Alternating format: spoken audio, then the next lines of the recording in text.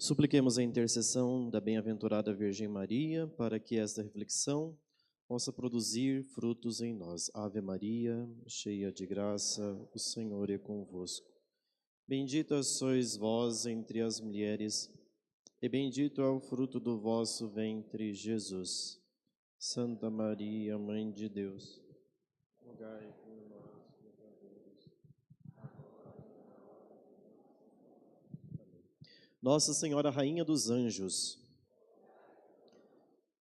Queridos irmãos, saúdo cordialmente nesta manhã Padre Jonas, Rafael, pela sua primeira presidência da liturgia da Santa Missa, oferecendo a Deus esse santo sacrifício, a todos os sacerdotes aqui presentes, os diáconos, também os seminaristas e os demais fiéis que participam desta liturgia, na qual celebramos o 5º domingo do tempo sagrado da Quaresma.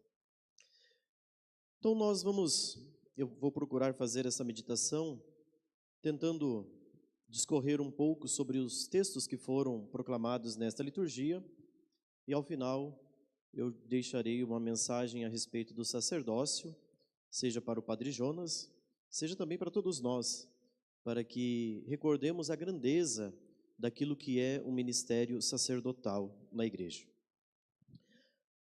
O tempo da Quaresma já está bem adiantado. Próximo domingo nós já celebraremos o Domingo de Ramos. Adentraremos a Semana Maior, a Semana Santa. E como o tempo da Quaresma vai rápido, é preciso aproveitar a cada instante, cada momento de cada palavra proclamada na Sagrada Liturgia. E esse tempo nos convida a acelerar a nossa conversão, a nossa mudança de vida. Todos nós somos peregrinos, transeuntes, indo para o céu. E nessa perspectiva somos constantemente convidados a buscar a nossa conversão, a nossa mudança de vida. Nesta semana que iniciamos, a partir de hoje, a igreja, na liturgia antiga, começava a celebrar a Semana das Dores, a Semana da Paixão. Hoje era o primeiro domingo da Paixão do Senhor. E a igreja já começava a recordar esses grandes mistérios da entrega de Cristo. Com a reforma litúrgica, isso não se perdeu. Tanto que o prefácio da missa de hoje já começa a ser proclamado o prefácio da Semana da Paixão. A igreja já começa nessa semana a meditar sobre as dores do nosso Senhor, as dores do coração da Virgem Maria. Nesse sentido, quero adentrar um pouco a cena do Evangelho de hoje. A cena do Evangelho de hoje, ela é uma cena que foi amplamente meditada, estudada ao longo dos séculos, porque é uma das cenas mais fortes do Evangelho. Capítulo 8 de São João. E ela é uma cena que marca a intensidade, por todos os detalhes que a cena nos apresenta. E ao longo da história, muitos estudaram, meditaram a respeito de pontos pelos quais nós podemos olhar esse evangelho de diversas óticas. E dentre as reflexões estudadas, eu vou me deter em um aspecto, para que a gente não se perca. São muitos aspectos dos quais nós podemos meditar, mas eu vou me deter em um. Primeiro, nós estamos aqui dentro da festa das tendas. Portanto, as pessoas estão aí em Jerusalém. A festa das tendas inicia ali a partir do capítulo 7º do Evangelho de São João. E o povo sobe a Jerusalém. E Jesus foi ao templo. O Evangelho nos diz isso logo no início, logo de madrugada. Interessante que as pessoas buscavam Jesus porque elas queriam aprender com Jesus.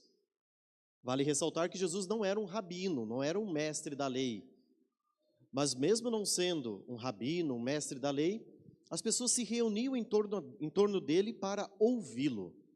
Em outras passagens, por exemplo, se formos a Mateus e Lucas, nós vamos ver que as pessoas estavam sempre fixadas com o seu olhar em Jesus. Porque Jesus não era um rabino, não era um mestre da lei, mas era o Filho de Deus que veio a esse mundo, que assumiu a nossa natureza humana para nos resgatar. Era Deus falando, portanto, a nós. Por isso, a força de atração da palavra de Jesus comovia os corações. A força da palavra de Jesus atraía as pessoas para ouvi-lo. E aquela palavra penetrava os corações de tal modo que os corações eram transformados pela sua palavra. Vejam, os fariseus então encontram uma mulher e levam até Jesus uma mulher que havia sido pega em adultério. A lei de Moisés previa apedrejamento para essa mulher. Uma mulher que era surpreendida em flagrante adultério, ela deveria ser apedrejada. E eles jogam esta mulher diante de nosso Senhor e colocam uma questão, aguardando uma resposta de Jesus. E veja que Jesus fica diante de um dilema, porque se ele diz que tem que ir para não apedrejar, Jesus estaria indo contra a lei de Moisés. Se Jesus diz para apedrejar, ele se coloca numa posição injusta. Impressionante que, logo depois, Jesus se inclina e começa a escrever no chão. Ele não responde. A resposta de Jesus é como que quem vai até o chão e começa a escrever. Sobre esse fato de Jesus escrever no chão, muito se comentou ao longo da história da igreja, sobretudo os padres da igreja. E o maior deles, São Jerônimo, grande comentador das Escrituras, ele se pergunta, o que Jesus escreve no chão diante daqueles homens? E aí São Jerônimo comenta, Jesus escreve os pecados dos acusadores, mostrando o pecado daqueles homens que estavam acusando aquela mulher. Então essa é uma interpretação possível. Só que outros teceram muitos outros comentários a partir disto. Eu gostaria de ter um outro comentário que, para mim, chama mais atenção, que é o seguinte: Jesus começa a escrever no chão porque ele está constrangido com a situação. Talvez essa perspectiva não é tão falada, a gente se detém mais nessa primeira perspectiva de São Jerônimo e de outros padres da igreja. Jesus fica constrangido com aquela cena, ou seja, diante daquele espetáculo que é montado diante dele, Jesus começa a escrever no chão porque ele está constrangido com aquela cena. É uma cena grotesca. É como se Jesus dissesse, para que expor uma pessoa ao vexame e querer fazer isso com ela como se fôssemos melhores? Essa é uma interpretação possível. Cristo fica constrangido, abaixa e começa a escrever no chão. Por que esses homens estão fazendo isso com essa mulher? Como se eles fossem os mais santos, os melhores. No entanto, eles querem uma resposta de Jesus. Queriam que Jesus se posicionasse e dissesse alguma coisa. Então Jesus ergueu-se e disse, quem dentre vós não tiver pecado, seja o primeiro a tirar a pedra. Eles queriam, com apedrejamento, matar aquela mulher. Vejam, meus irmãos, aqui é um ponto que nós precisamos olhar todos para a nossa vida, estamos na quaresma, exame de consciência, né? O nosso coração humano, ele é revestido de uma coisa que nos marca desde o pecado original, a malícia, ou seja, a maldade. Nós temos a tendência de nos colocarmos no pedestal sempre, e de sempre sermos considerados melhores. Talvez porque, neste exato momento, nós não tenhamos pecados mais graves do que determinada pessoa, e aí nós nos achamos, talvez, mais à frente do que o outro, ou melhor do que o outro. Mas, hoje, talvez, o flagrante adultério, ele não é realizado, né, por nós com apedrejamento, porque isso daria um problema para nós. Mas, às vezes, hoje, o pecado do adultério ou outros pecados mais graves, eles são acusados por nós de outras formas.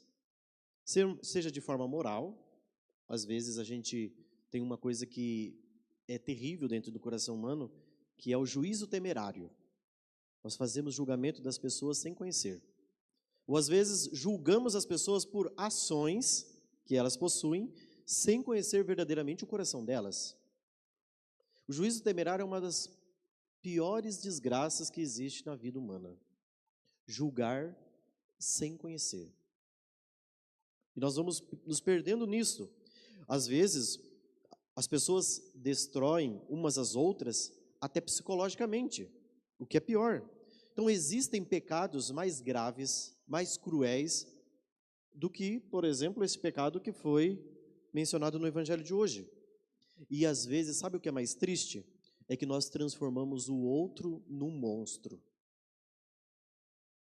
Destruímos o outro, como se tivéssemos o direito de lesar a boa fama das pessoas. E todos nós, infelizmente, padecemos disto. Jesus se inclina e escreve no chão. Qual é a sentença de Jesus no Evangelho de hoje? Porque eles queriam que Jesus emitisse um juízo. Jesus era ali, portanto, um juiz. E qual é a sentença de nosso Senhor? A sentença de nosso Senhor é a sentença do bom senso. Essa é a sentença de Jesus. Porque se naquele momento alguém jogasse a primeira pedra, justamente naquele momento cairia no pecado. Por isso ele disse: se alguém dentre vós não tiver pecado, tira a primeira pedra. Se a pessoa não tem pecado e ela joga a pedra, a partir daquele momento ela passou a condenar o outro.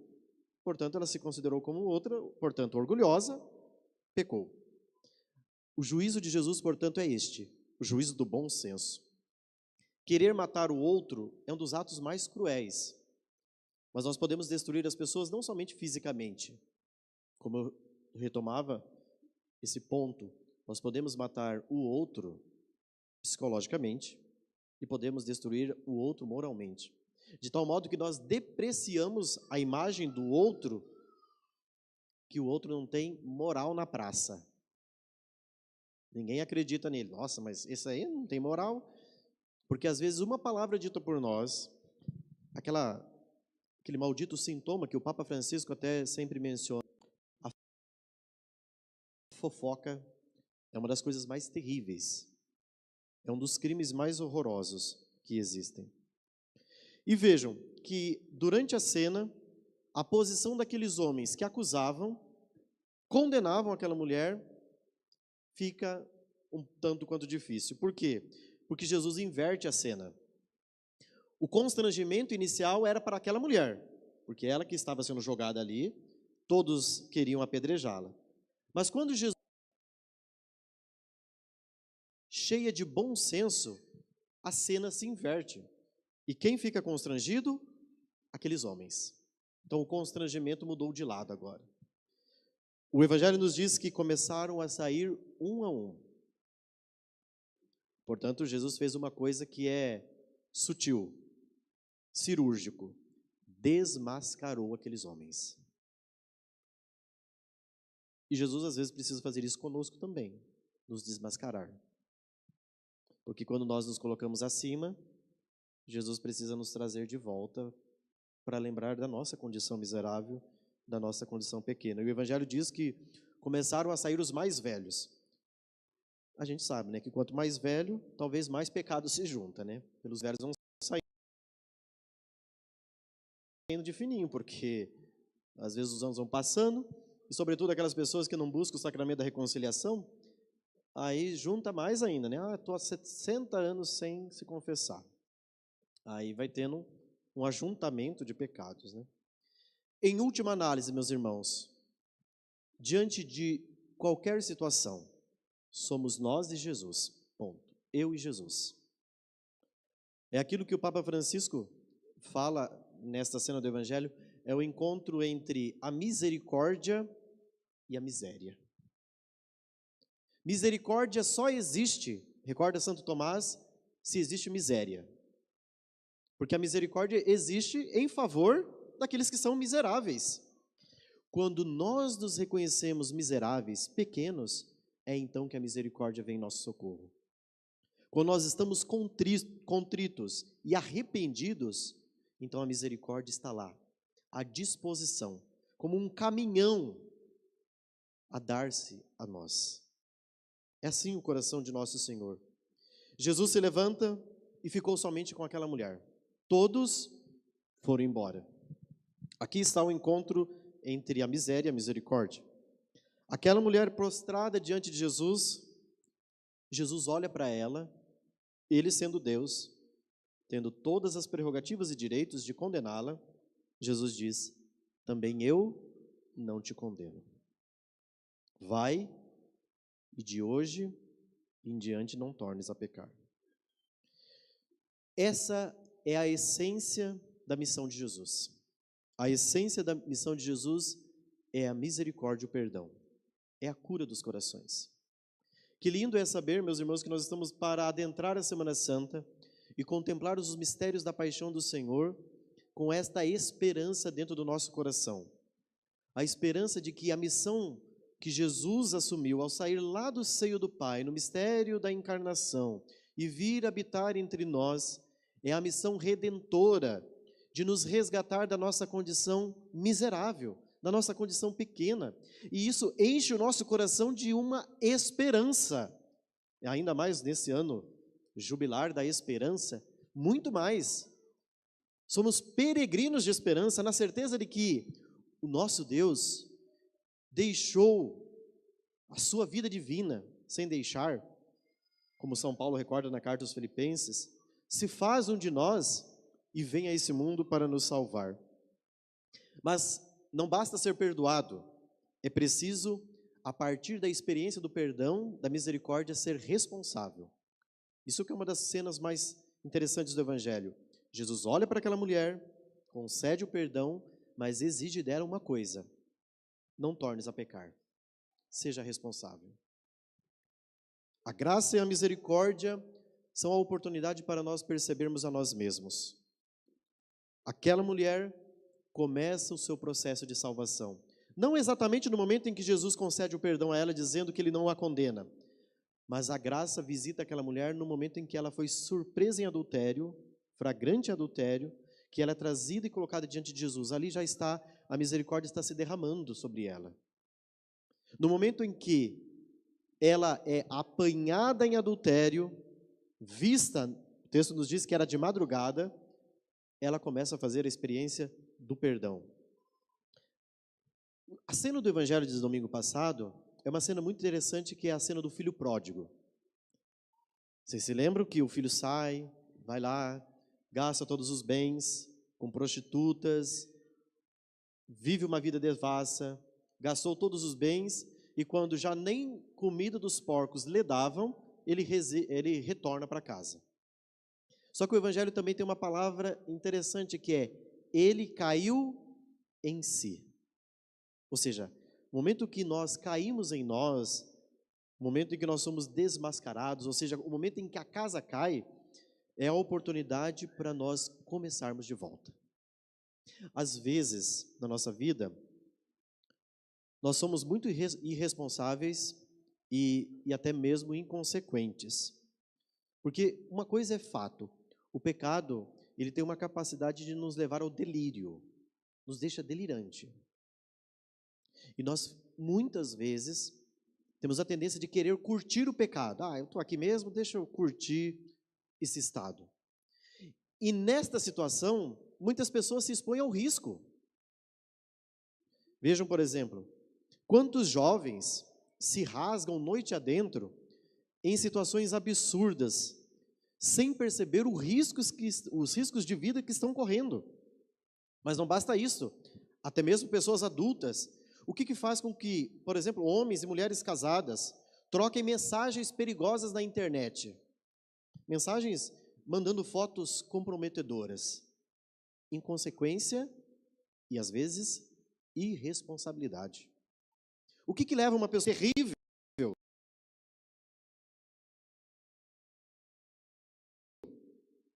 O que leva a pessoa a se enrolar deste modo? Inconsequência. Porque a tentação, como nós vimos no primeiro domingo da Quaresma, a tentação é um meio com o qual o demônio quer nos tirar aquele propósito último da nossa vida.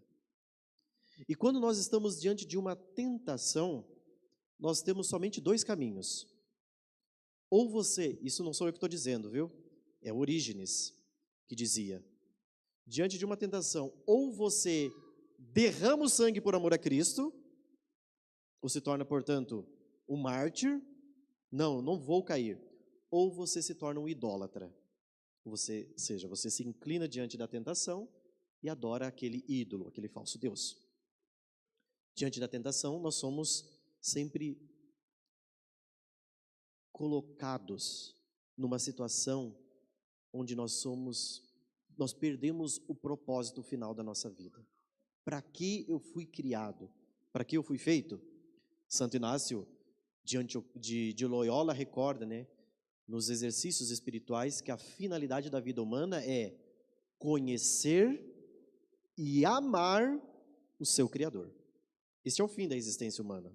O conhecimento de Deus e o amor para com Ele. Mas, quando nós cedemos o pecado, nós entramos naquele otimismo. Sempre quando nós estamos diante da tentação, a ideia que surge da nossa cabeça é: vai ser legal, vai ser bom, depois a gente volta.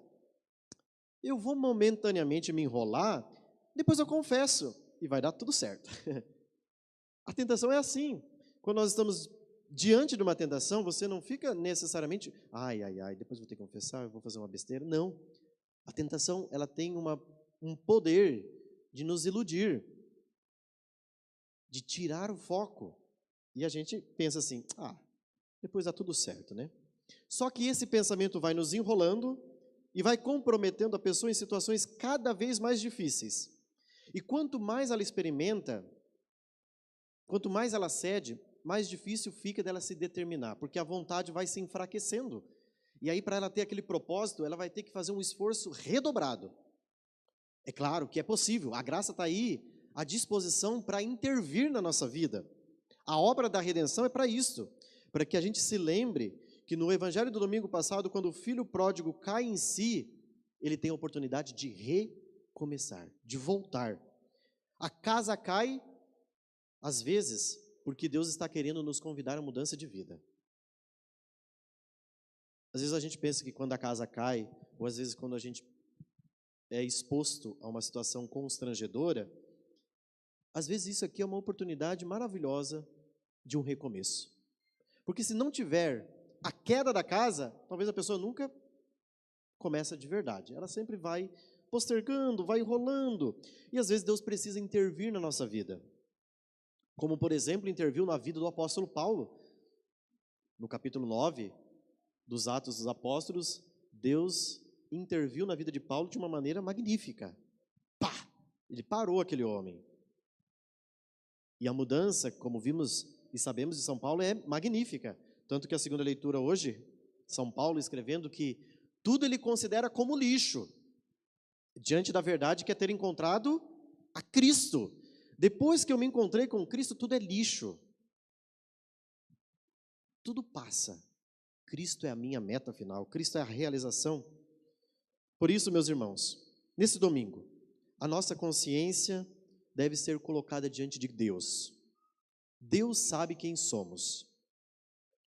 Eu diria que nós precisamos ser colocados hoje diante de um flagrante, ou seja, nosso Senhor tem que nos pegar de verdade e olhar para dentro de nós e desmascarar as nossas ilusões. Coloque-se diante de Deus como aquela mulher, jogada no constrangimento. Senhor, que vergonha.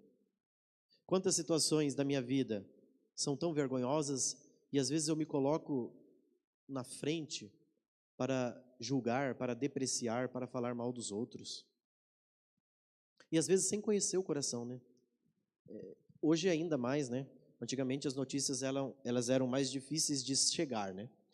Alguns domingos atrás a gente via que o pessoal vinha trazer notícias para Jesus, lá daquele fato que tinha acontecido, que Pilatos tinha mandado matar os galileus na torre, né? E derramado sangue, da torre não, a torre foi um outro assunto, mas foram os dois assuntos que apresentaram, né? Trouxeram galileus e misturou o sangue deles com o sangue dos animais. Então as notícias antigamente chegavam através de informações que eram levadas uns pelos outros. Hoje a informação, ela vai muito mais rápido, né? Que aí você tem uma informação, você já manda por lista de transmissão, né?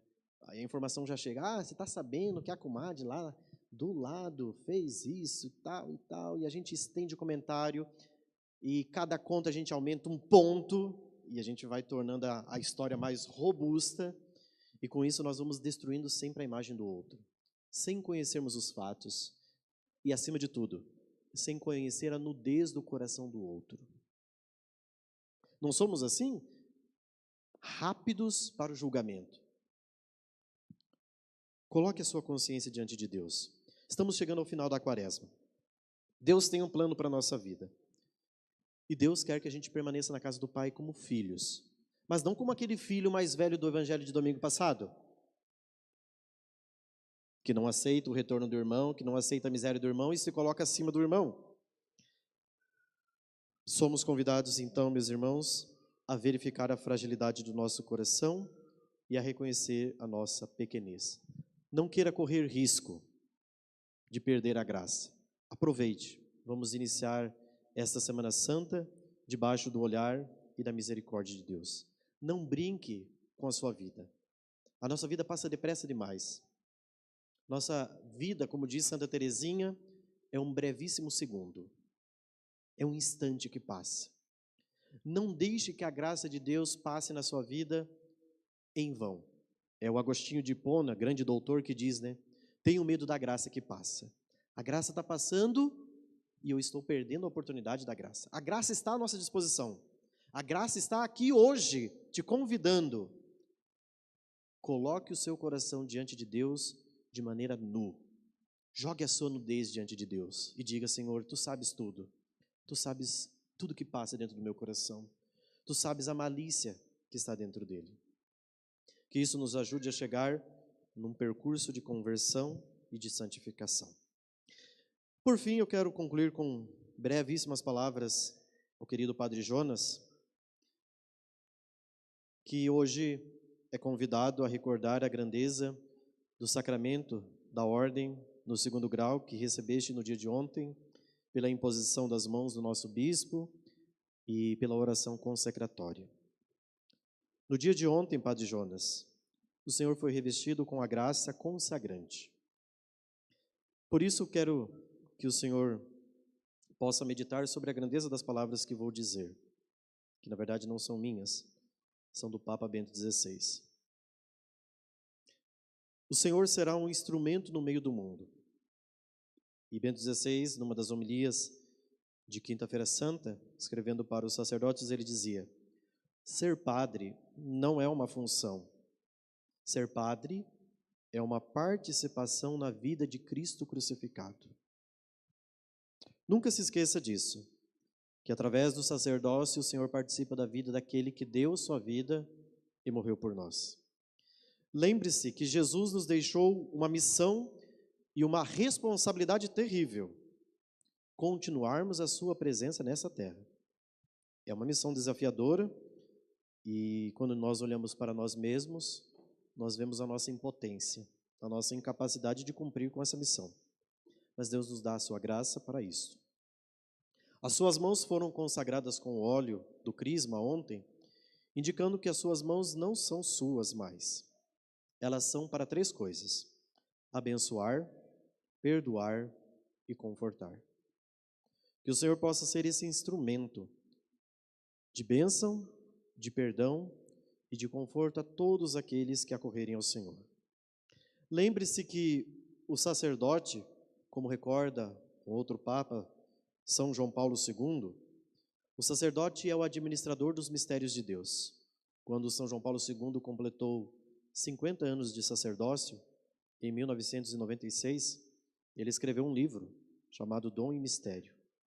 E nesse livro, fazendo uma recordação dos anos que passaram do seu sacerdócio, ele recordava justamente isso que São Paulo diz: o sacerdote administra os mistérios de Deus.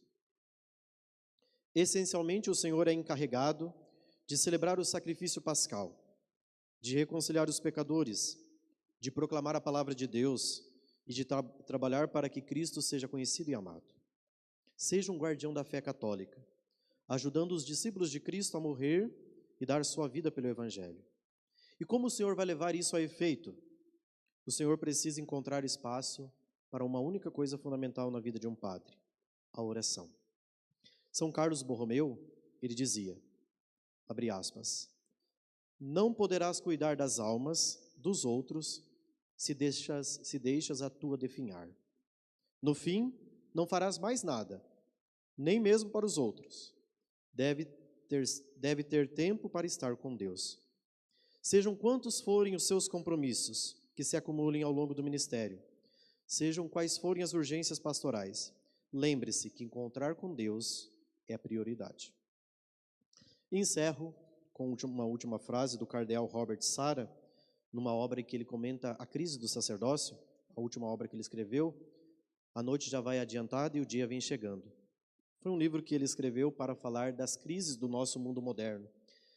E dentre uma das crises, ele aponta a crise do sacerdócio. E ele diz o seguinte, sem a oração, o padre se esgota, esvazia-se e se torna uma máquina que faz barulho inutilmente.